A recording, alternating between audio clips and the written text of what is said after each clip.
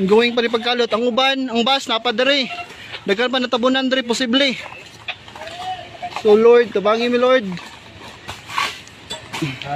Break. Kuya Wano, relax lang Kuya Wano. Ayaw paglaluya Kuya Wano. Okay, mga katropa, siga pinaning kamutay karon ang mga residente gikan sa barangay Masara. Mga katropa nga makasakay dinhi sa maong truck ng Red Cross. Wait lang. Okay. Usa ka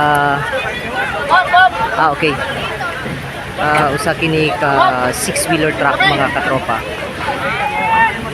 Lagi andam sa atong panggamhanan aron makatong kini nga mga residente.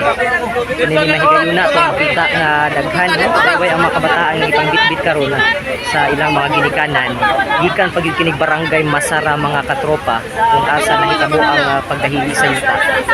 Nakasamtanga nga under search, rescue and retrieval operation karon sa ato ang mga otoridad. So atong maobserbahan na pagani mga bitbit nga manok kana mga katropa no nga ilahang gipangdala aside ato napagyud tari no tari ug kinahanglan nga iro ang ilahang gipangdala nining mga higayuna.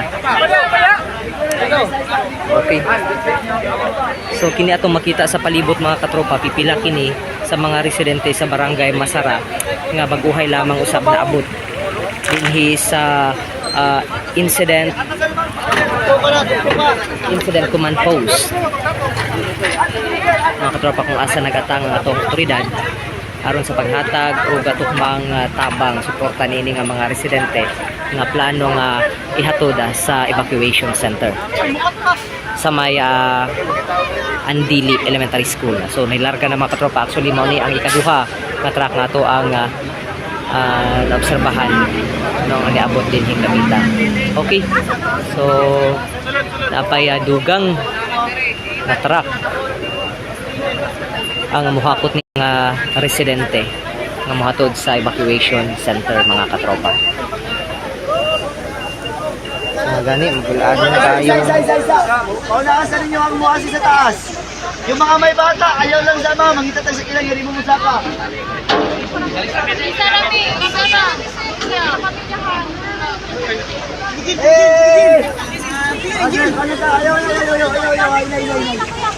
Ayaw, dito na dito.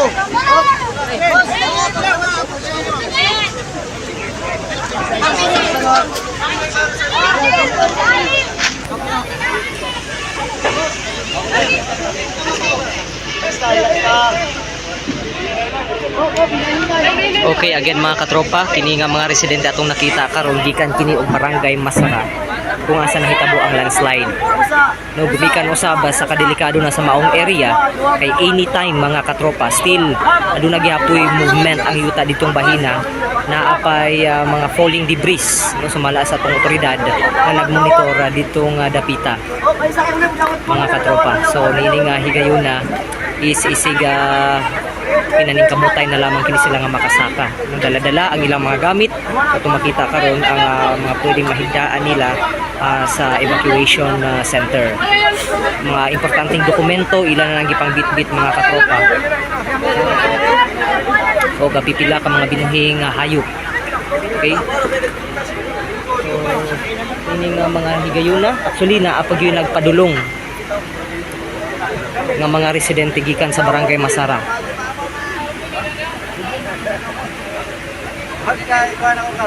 Okay, nag-abot-abot yun sila mga katropa.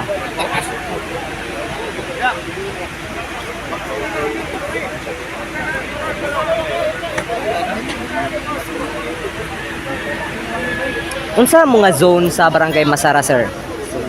Zone 2. Unahan pa na sa zone 1 no. Kaya ang nahitabuan sir no, zone 1. So far sir, kumusta sir? Di gyud malabangan ang area sa zone 1. Asa mo nangagi sir? Layo-layo sir. Pero nakaya raman hinuon. Mo na imong gibit-bit sir, gidala. Tama gyud no. Okay, so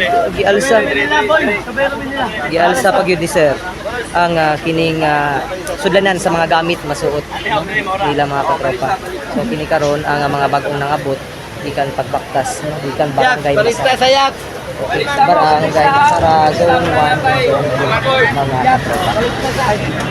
So, okay, nakalarga na ang sa truck. Another na po sa dam ang ni Akaron nga muhatod sa dugang pang mga residente. Okay. Natangin ninyo mga katropa ang dugang pang detalye sa X77.9 katropa digital. Kanya katropang Marvin Eban alang sa X7 News.